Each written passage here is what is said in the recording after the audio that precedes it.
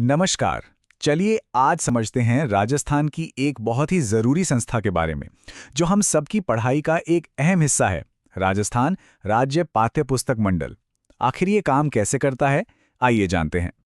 एक सवाल से शुरू करते हैं। कभी सोचा है कि राजस्थान के लाखों लाख बच्चों तक हर साल किताबें पहुंचती कैसे हैं?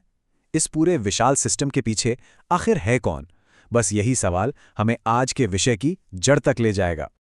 तो इसी सवाल का जवाब ढूंढने के लिए हम आरएसटीबी की पूरी कहानी को इन 5 हिस्सों में समझेंगे। ठीक है, तो सबसे पहले आइए ये समझते हैं कि ये आरएसटीबी आखिर है क्या, इसका काम क्या है और इसका स्ट्रक्चर कैसा है। देखिए, आरएसटीबी एक स्वायत्त संस्था है। अब इसका मतलब क्या हुआ? मतलब ये कि इसे सरकार ने बनाया तो है, लेकिन ये अपने रोजमर्रा के काम और फैसले लेने के लिए आजाद है। इससे ना काम में तेजी आती है और चीजें अटकती नहीं हैं। और मजे की बात यह है कि इसकी कमान सीधे सीधे राज्य के शिक्षा मंत्रालय के हाथ में है। मतलब शिक्षा मंत्री ही इसके अध्यक्ष होते हैं और शिक्षा सचिव उपाध्यक्ष। तो जाहिर है, जो भी शिक्षा नीतियां बनेंगी, ये बोर्ड उसी के हिसाब से काम करेगा। और इसका जो मेन कंट्रोल सेंटर है वो है जयपुर में। झालाना डूंगरी में इसका हेडक्वार्टर है और यहीं से पूरे राज्य के काम को कंट्रोल किया जाता है, डायरेक्शन दिया जाता है। अच्छा, अब थोड़ा सा इतिहास में चलते हैं। देखते हैं कि इस संस्था की नींव पड़ी कैसे। इसकी शुरुआत की कहानी भी ना बड़ी दिलचस्प है। ये देखिए, पूरी कहानी इस टाइमलाइन में है।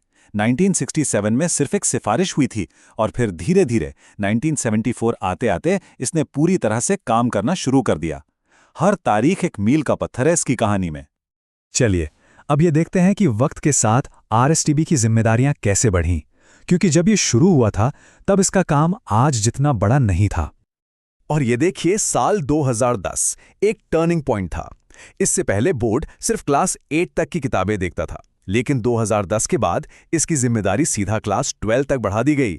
मतलब काम लगभग दोगुना हो गया। ये वाकई में एक बहुत बड़ा कदम था।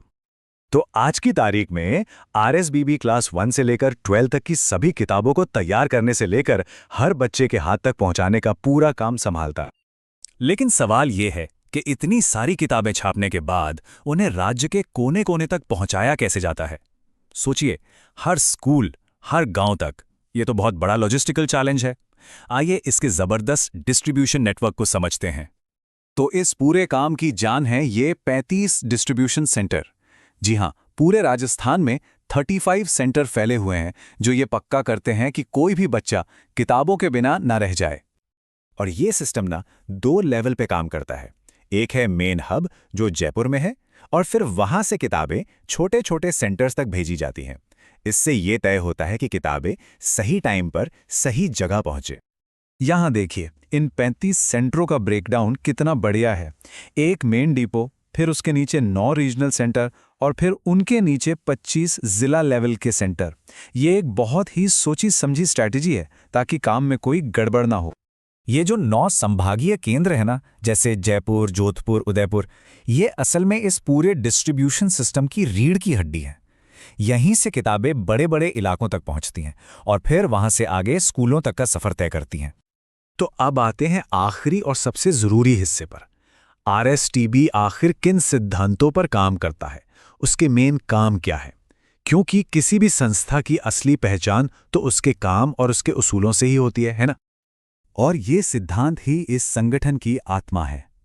ना लाभ ना हानि। इसका सीधा सा मतलब है कि ये संस्था पैसा कमाने के लिए नहीं बनी है। इसका मकसद सिर्फ एक है, बच्चों तक सही कीमत पर अच्छी किताबें पहुंचाना, एक सेवा की तरह। और इसके काम भी देखिए कितने फैले हुए हैं। किताबें छापने से लेकर सही लेखक और आर्टिस्ट ढूंढने तक, प्रिंटिंग प्रेस से डील करने से लेकर ये पक्का करने तक कि किताबें स्कूलों तक पहुंचें। मतलब A to Z सब कुछ। हाँ, एक बात और समझना जरूरी है, आरएसटीबी खुद कोई रिसर्च या खोज भी नहीं करता, लेकिन ये रिसर्च को बढ़ावा जरूर देता है ताकि किताबों का कंटेंट, उनकी क्वालिटी, सब कुछ लगातार बेहतर होता रहे। तो ये पूरी व्यवस्था देखने के बाद एक बड़ा सवाल मन में आता है। जब किताबों को छापने और बांटने का पूरा काम एक ही सरकारी संस्था के हाथ में हो, जो मुनाफा भी नहीं कमाती, तो इसका शिक्षा की क्वालिटी और उसकी पहुंच पर कैसा असर पड़ता होगा? यह एक ऐसा सवाल है जिस पर सोचना बनता है।